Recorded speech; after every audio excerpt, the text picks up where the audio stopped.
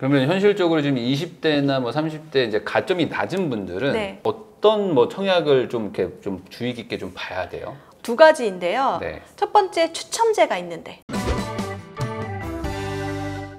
안녕하세요, 부익남입니다. 부자가 되기 위해 노력하는 사람들을 위한 부익남의 돈워리. 내 집 마련을 원하시는 분들이 가장 먼저 생각하시는 게 청약이죠.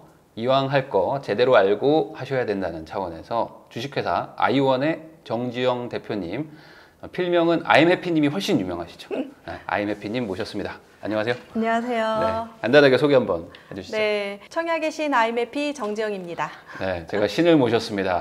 근데 청약이 그 원래 뭐 천국으로 가는 문 뭐 해서 이제 네. 뭔가 그 무주택자들한테는 희망의 사다리, 뭐 희망의 계단 이런 거였는데 점점 닫히고 있다면서요. 네, 이게 사실 19년 3월 정도에 제가 첫 그 대한민국 청약 지도를 냈을 당시에는 네. 사실 30점 가점도 된다. 30점도? 네. 야. 그리고 2020년에 개정판을 냈는데 그때 40점도 된다. 40점. 이렇게 점수가 네. 올라가죠. 그래서 네. 지금 상황에서는 정말 놀랍게도 올해요. 네. 서울의 아파트가 그냥 우리가 잘 알고 있는 그냥 조금 작은 단지 말고 단 한 단지 원베일리 아파트가 네. 했는데 그것도 단 한 단지죠. 네. 69점. 네. 그러니까 가점이 점프하는 상황입니다. 69점은 뭐 그냥 69점 하니까 수미양가 생각하셔서 별로 안 높다고 생각하실 수 있는데 거의 뭐 현실적인 최고점이라고 네, 볼 수 거의 있죠. 이제 4인 가족의 네. 최고점이죠. 네. 최고점이라는 건 가점에서 무주택자로 오래 15년 넘게 그리고 청약 통장은 17년 넘게. 그러니까 15년 저 방송에서 봤는데 15년을 거꾸로 생각을 못했는데 그때 2005년, 2006년 맞아. 그 불장 때도 안 샀어. 안 사고 금융위기도 안 사고. 절대 안 사고. 그 기간을 기다리는 사람이 있는데 제가 가끔 이제 유튜브에서 생방송할 때 그런 사람들 나오면 붙잡고 물어봐요. 어떻게 견뎠냐. 도대체 그 힘든 시기를. 네. 그래서 올해는 또 청약지도 책을 쓰시려다가 야 이거는 이제 너무 문이 막히고 있구나. 네. 그래서 이제 재개발 재건축 지도를 쓰셨죠. 요건 조금 이따 얘기하고요. 우선 청약에 대해서 좀 얘기를 해볼게요. 네. 아니 청약을 진짜 전문가신데 네. 이게 청약이 점점 막힌다라는 느낌을 받으셨다는 거잖아요. 도대체 지금 이 청약의 상황이 어떻습니까? 지금 상황으로는 네. 첫 번째 분양 물량이 안 나오고 있고요. 그리고 수요가 폭발했죠. 네. 근데 수요가 폭발했던 이유는 분양가가 너무 싸니까. 그렇죠. 우리 로또 분양 이제는 익숙하잖아요. 네. 이제 분양가에 대해서 분석할 필요가 없을 정도로 수요가 너무 많아진 거죠. 네. 그래서 두 개가 겹치다 보니 그리고 또 하나 규제. 나에게 해당되는 규제가 계속 생기는 거예요. 네. 사실 무주택자를 위해서 이제 청약지대로 계속 바꾸는데 무주택자인 나조차 되게 힘든 상황이 돼버리는 거죠. 이 세 가지 원인으로 지금 네. 청약 시장의 문은 닫히고 있다라고 봅니다. 네. 그러니까 물건은 조금밖에 없는데 네. 사람들은 막 쏟아져 네. 들어오는 거예요. 막 마트 막 뭐 대할인 옛날에 그 통큰 치킨 같은 거 막 사러 막 줄 설 때처럼. 네네. 그러니까 이제 마트 직원들이 누군 들어오고 누군 못 들어와요. 막 맞아요. 그러면 이 청약 제도라는 거 자체에 대해서 좀 먼저 좀 여쭤보면 네. 이거는 왜 생긴 거라고 생각하세요? 네. 청약 제도는 이제 1970년대 박정희 대통령 때 이제 집을 짓는데 네. 이것을 이제 분양을 하기 전에 그냥 10% 계약금을 내고 네. 이제 당첨을 해서 3년을 기다리면 집을 마련할 수 있다라는 그런 제도를 만든 거예요. 네. 그래서 다른 나라에서도 이 제도가 너무 신기하고 재밌다라고 하더라고요. 근데 사실 그렇잖아요. 지어지지 않는 형체에 대해서 되게 신기한 거예요. 우리나라만 있을 거예요. 네. 없는 형체에다가 10%를 내는 거죠. 네. 빈 땅에다가. 그래서 이런 제도가 생기는데 너무 과열되다 보니까 여러 가지 제도가 막 섞이는데 네. 한 100번 넘게 바뀌었어요. 네. 그리고 이제 문재인 정부 때는 더 많이 바뀌었고요. 네.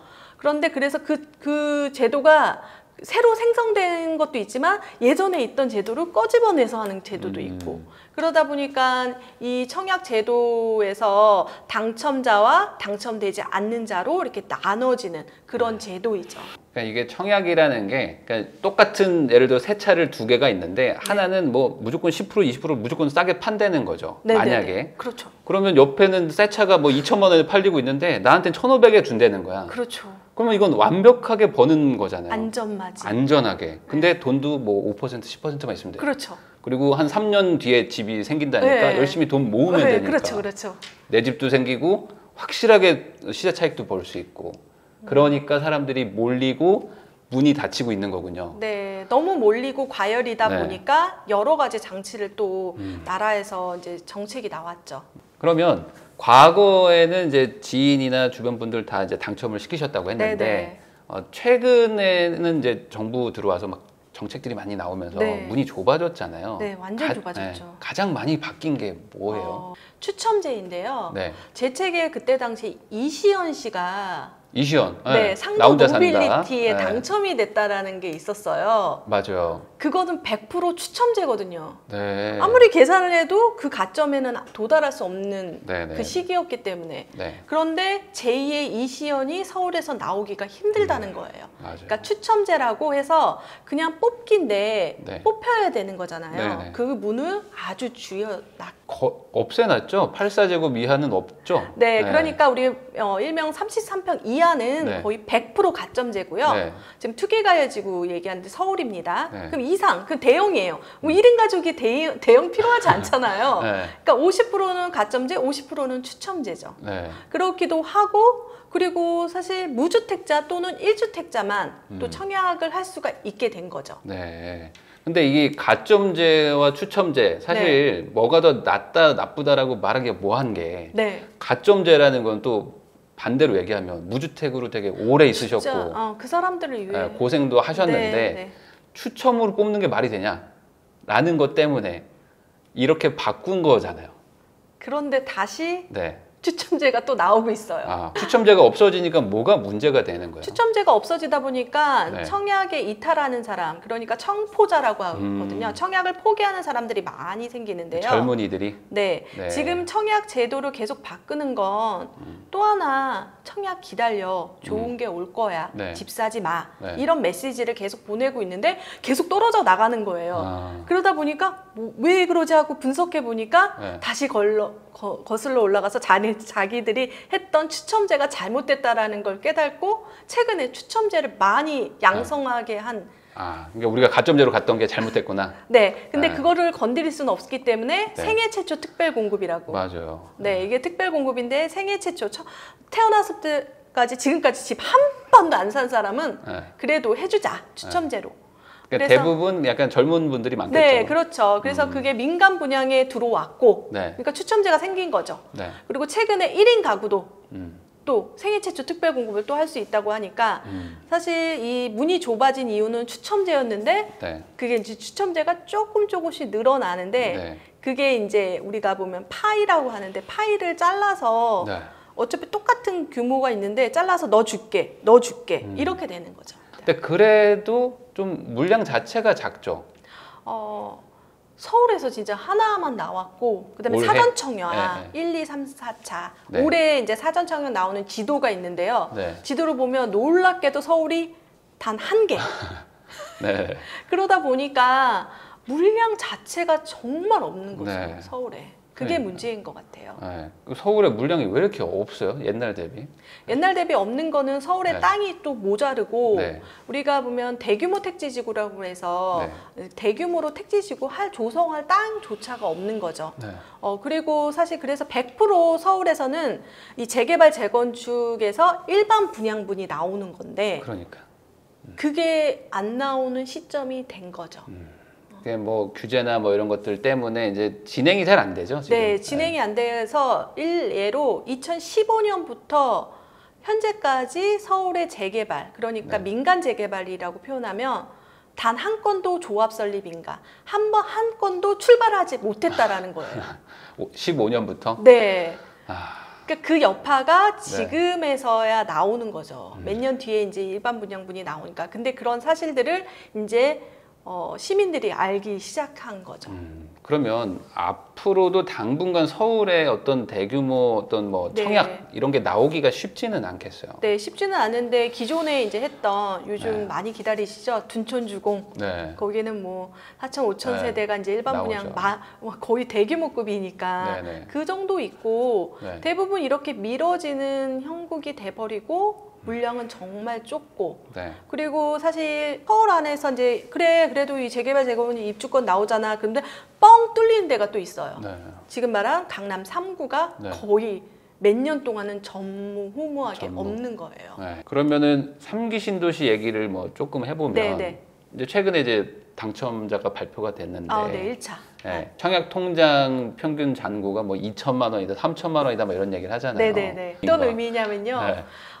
이거는 공공 분양인데요. 3기 네. 신도시의 사전 청약은 네. 이 가점제가 아니라 매달 10만 원씩 오래 불입한 사람에게 기회를 주는 거예요. 그러면 계산하면 2,400만 원은 바로 계산이 나요. 네. 20년. 네. 3,800만 원짜리 통장은 도대체 어떤 겁니까? 그거는 거의 그 네. 할머니 때 네. 그게 가끔씩 나와요. 네. 장롱 밑에서 찾았다, 뭐 네. 장판 밑에서 찾았다. 네. 그 정도로 오랫동안 불입한 통장을 여기에 썼다라는 거 네. 이해는 할 수 없지만 네.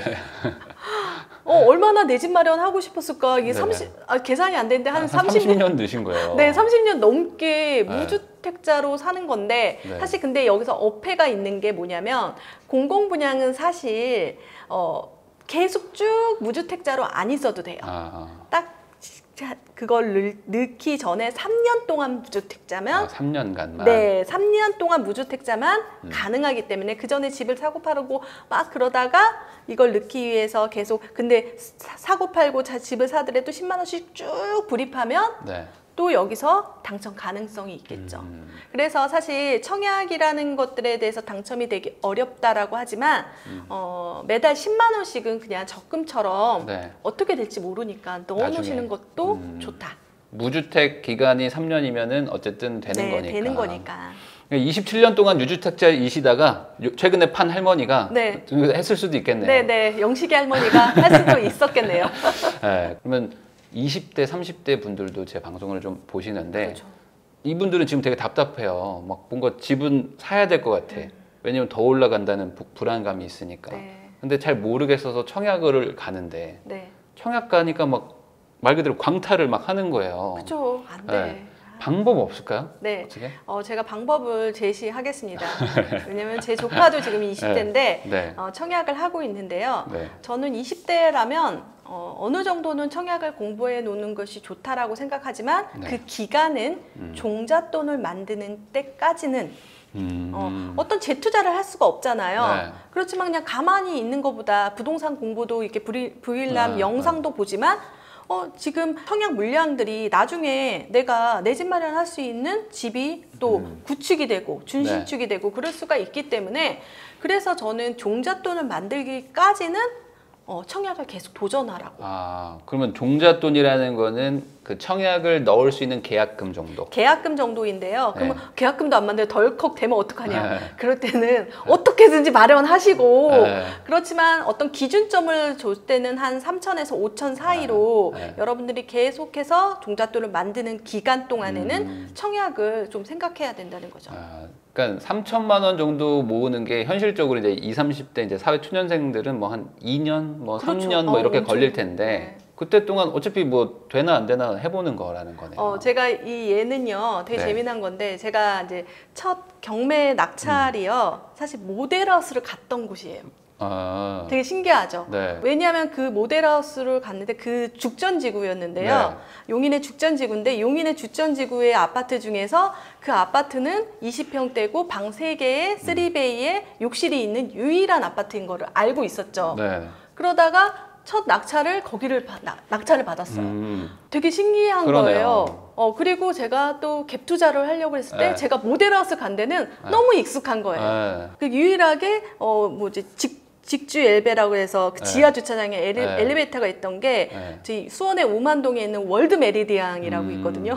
거기도 제가 모델하우스를 네. 갔어요.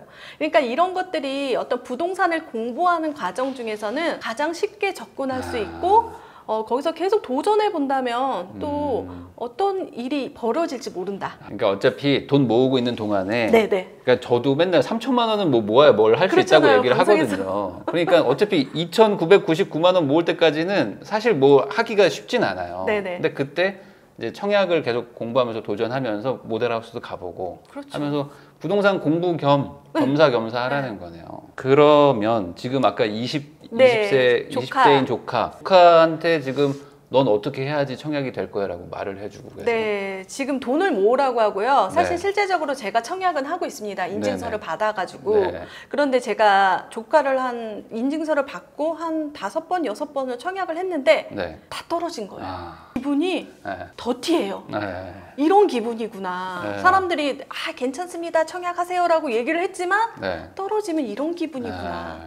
좌절감을 맛보게 되더라고요. 그렇겠죠. 네, 그래서 이게 참 어려운 거구나. 계속해서 도전한다는 게 쉽지만은 않구나. 그런 생각이 듭니다. 그러면 현실적으로 지금 20대나 뭐 30대 이제 가점이 낮은 분들은 네. 어떤 뭐 청약을 좀 이렇게 좀 주의 깊게 좀 봐야 돼요? 두 가지인데요. 네. 첫 번째 추첨제가 있는데. 네, 근데 추천자가 아까 있다. 그 서울 투기가을 안 되잖아요. 네네. 그런데 조정 대상 지역이 있거든요. 네. 그러니까 경기도나 인천의 조정 대상 지역은 전용 면적 8호제곱미터 이하는 25%가 추첨제예요. 이번에 정말 20대가 당첨된 사람도 있었거든요. 네. 그러니까 부평구의 아파트를. 네. 그래서 그런 부분이 제일 중요하고요. 두 번째로는 청약의 제도는 그 지역 사람에게 우선으로 주는 제도가 있어요. 네. 그래서 그 지역에 1년, 2년을 살아야 되는 건데 그러면 내가 거기 이사 가야 돼? 안 되잖아요. 네. 그렇기 때문에 그런 사람들을 위해서 대규모 택지지구. 그러니까 우리가 일명 요즘에 이제 청약에 나오는 파주 운정, 네. 그다음 평택 고덕, 네. 양주 옥정 뭐 이런 곳은 여러분들이 청약이 서울에 살고 있어도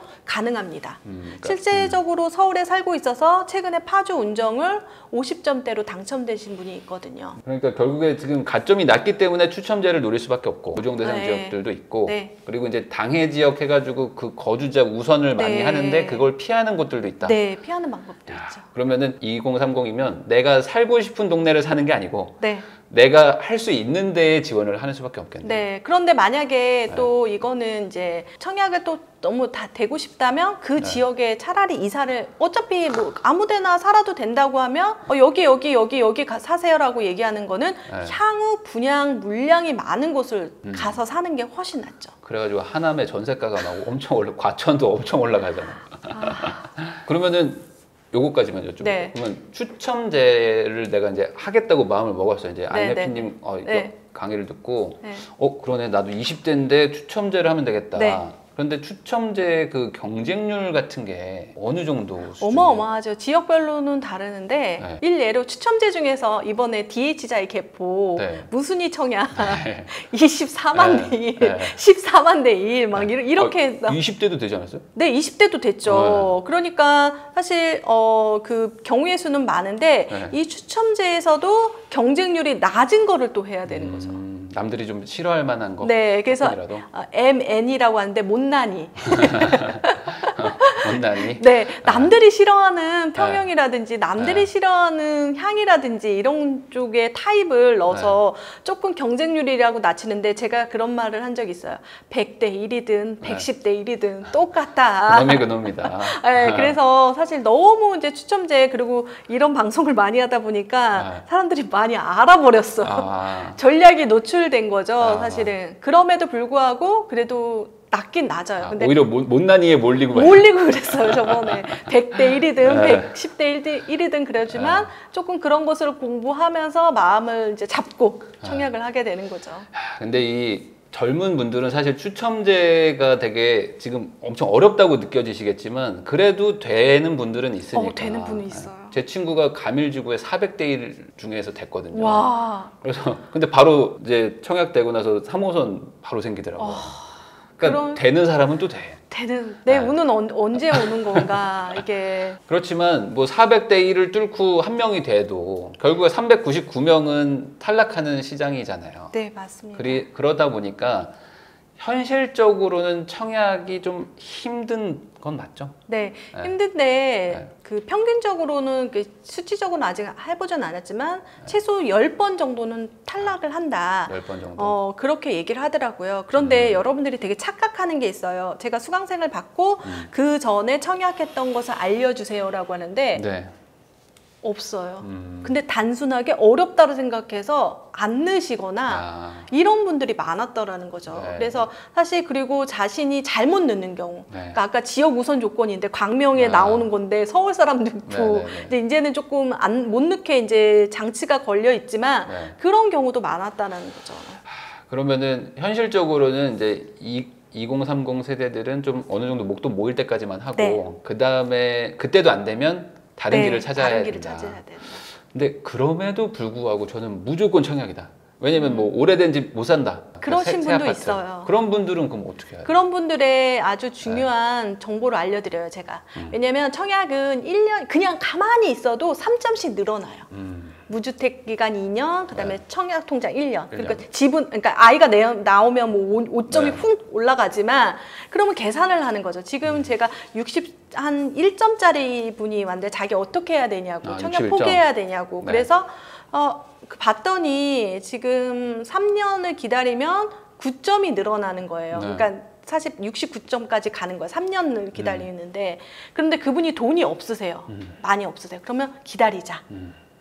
그렇게 얘기를 했죠. 그런데 또 한 명은 60점이었는데 제가 포기하라고 했어요. 네. 근데 그분은 왜 그러냐면 돈이 많으세요. 아, 돈이 많은데 10억 정도 들고 있는 거예요. 그래서 제가 물어봤어요. 근로소득을 한 거냐? 근로소득이다. 아니다. 어떻게 네. 그러냐? 주식했다. 아, 주식으로. 아, 맞아요. 주식이나 코인 해가지고 네, 돈 있는 분들 그러니까요. 많아요. 그래가지고 자기 이거 3년 기다려서 69점 되는데 네. 기다릴까요? 그래서 아니다. 집을 사라. 그러니까 개개인별로 다르다라는 거죠. 미분양 나는 데가 있어요, 요즘에? 아, 요즘 있죠. 되게 네. 신기한 게 네. 서울하고 이 경기도 일구만 활발한 것 같지만 네. 사실 속속들이 보면 지방 같은 경우에도 미분양이 나오는데 최근에 이제 대구. 네, 대구 미분양 얘기들 좀 하잖아요. 네. 그 미분양의 원인이 뭐예요? 원인은 네. 공급이 한꺼번에 몰렸고요. 네. 그 다음에 거기 같은 경우에는 이제 분양가 상한제 지역이 아니죠. 네. 그러니까 지방 같은 경우는 고분양가 관리 지역이 있음에도 불구하고 조금 높게, 네. 그러니까 그 지자체에서 그냥 허락을 하거나 얼등하게 싸지 않아요. 그러니까 노또가 아니죠. 네. 그래서 많고 노또가 아니고 그리고